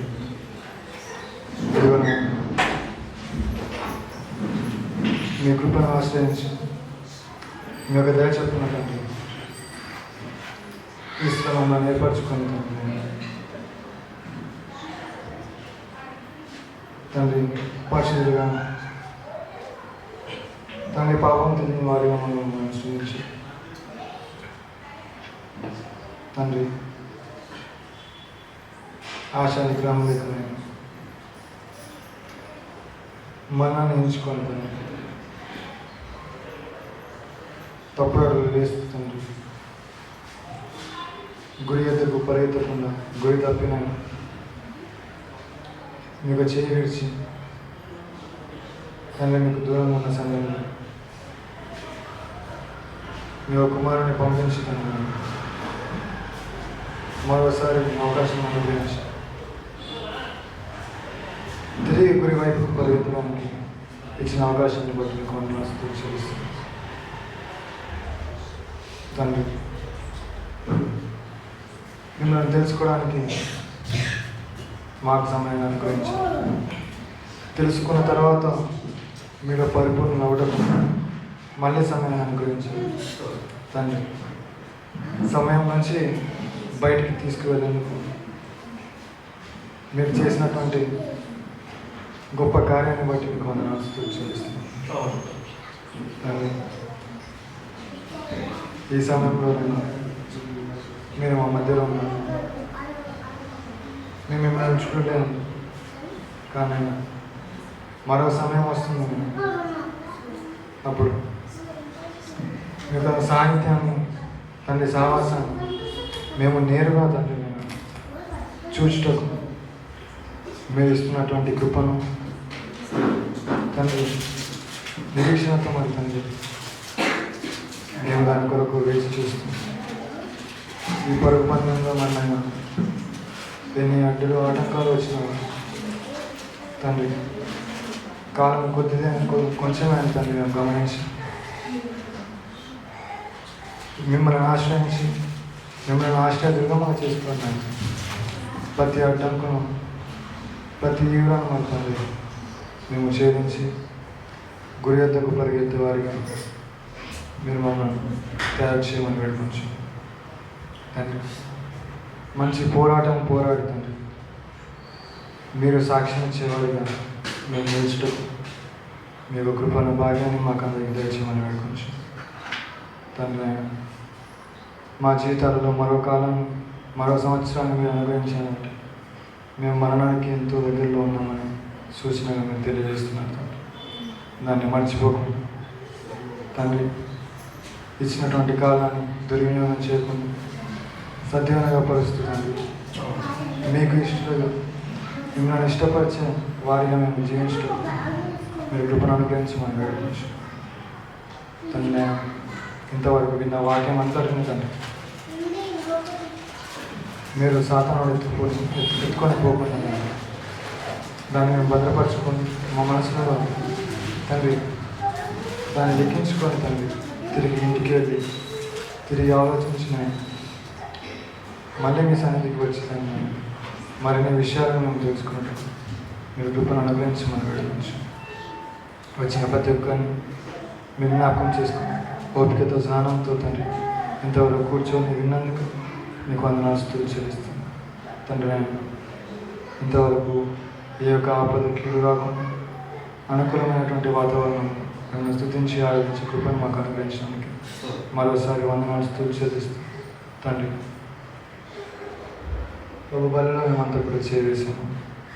మరోసారి మీరు మమ్మల్ని జ్ఞాపకం చేసుకోమని వేడుకోవచ్చు. ఈ కొద్ది మాటలు మా ప్రియ ప్రభువును రక్షకుడినైనటువంటి యేసుక్రీస్తు పేరిట అడిగి వేడుకొంచున్నాం తండ్రి. ఆమేన్.